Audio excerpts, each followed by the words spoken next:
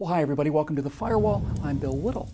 Well, coming in November, plotting square Republican Mitt Romney against devastatingly hip, stunningly cool Democrat Barack Obama. Is that guy glamorous or what? You bet he is. You know, if you ask a lot of his core supporters what they like about Obama's policies, perpetual unemployment, flatlined economic growth, weekly predator strikes, the continuing torture down at the stain on America's honor, annual deficits that, using accounting practices that everyone who's not the government is required by law to use, are actually near $5 trillion per year. All of that. And they'll say, man, is that guy glamorous? Hangs out with George Clooney. It's an interesting word, glamour. The disambiguation page at Wikipedia says that glamour could refer to the Gaelic name for a malevolent shapeshifter, or the appearance of enhanced attractiveness, or photography that emphasizes the allure of the model, or a Marvel Comics character, or to glamour, meaning, and I quote, the ability of a vampire to charm a human being into obeying and erasing human memory, as in the TV series True Blood. Now, of course, Barack Obama's no vampire. Vampires don't need teleprompters. But Barack Obama is glamorous in the traditional meaning of the word. He casts a spell, not over everybody, but over the people that matter.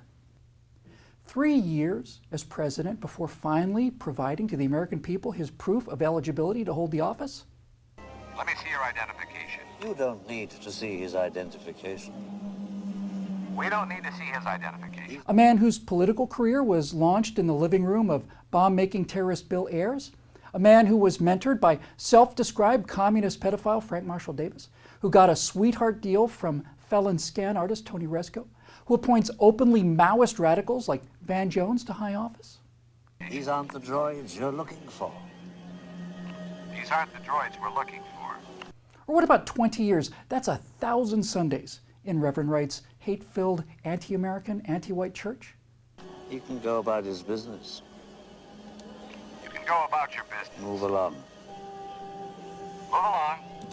Move along. Okay. Like I said, it didn't fool everyone, but it did fool, and pretty much without exception, every single member of an occupation that is filled with the one requirement to fall deeply, swooningly, irretrievably under the spell of glamour. The Force can have a strong influence on the weak-minded. And there is no group in America more weak-minded or willing to follow the glamour of ideology than the press. It's been this way as long as there's been socialism, because no one class of people admires socialism like the most trusted men in America. I think you're a Democrat, John. I think that's probably correct. I think I would say I'm more of a socialist or an independent. Consider the outstanding journalistic achievements of men like New York Times reporter Walter Duranty, who, under the Gray Ladies banner, reported for years from the Soviet Union, of which he was quite a fan. Now, at the time, there was a class of farmers in the Soviet Union known as the kulaks. You might call them one-percenters today here in Barack Obama's America.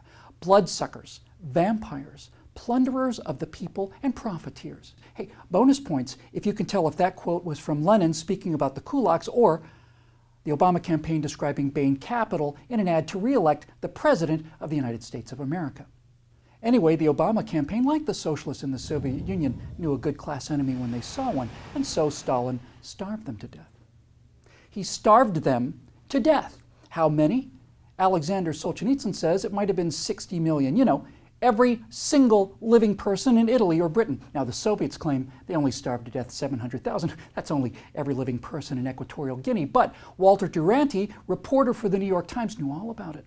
Like our watchdogs today, Duranty was under the spell of the glamour of the workers' paradise. And I'll bet when he met Man of Steel Joseph Stalin, he felt a thrill go right down his leg. They always do, these weak-minded teenage girls, when confronted with the object of their adoration. Now, Duranty was eventually awarded the Pulitzer Prize for this horror, and when all of this finally came to light many years later, needless to say, the New York Times indignantly and apologetically gave that prize back to the Pulitzer Committee. Who am I kidding? Of course they kept it. They're a Pulitzer Prize-winning newspaper. I mean, after all, that's all that separates them from common bloggers like the late Andrew Breitbart. That and having a soul. Now, not long ago, Barack Obama said on camera that if the Russians would just lie low until after he's elected, he'd be more flexible in being able to give up our missile defense shield. He said on camera that he'd sell out that American and European defense system to the same people that murdered those millions and millions of kulaks. If George Bush had said that, we would never have heard the end of it, and rightfully so. By the way, Teddy Kennedy said pretty much exactly the same thing back in the 80s when he appealed to our mortal enemies, the Soviet Union, to help him defeat Ronald Reagan. Why wasn't that news? Well, who's got more glamour than the Kennedys? The people who are supposed to guard against treason, corruption, and deception are totally smitten by the glamour of people like that. Liberal Democrats who appeal to the Russians to help them defeat the Rubes and the Hicks out in flyover country. They're bewitched. They get thrills up their leg, or they admire the sharp crease in his trousers, or they say that he stands above the country and the world like a god. And because they do not report on his background or his actions, the most powerful of all human psychological forces, what advertisers and behavioral scientists call social proof, means that it's not a story. It's not a story because the news doesn't cover it. Glamour. It's one of the qualities of a shapeshifter, you see, a creature that appears the way you want it to appear. Obama's medical records, sealed. His travel records, sealed. His academic records, sealed. His connections to terrorist Bill Ayers, to felon Tony Resco, to communist agitator and personal mentor Frank Marshall Davis, to the man he called a surrogate father and spiritual advisor, Jeremiah Wright. None of this is news. These are not the stories you're looking for. But some people are not blinded by glamour.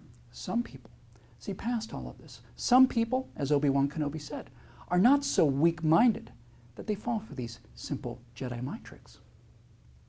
Which one are you? And if you want to keep messages like this coming, go to declarationentertainment.com today and become a citizen producer. We really need your help.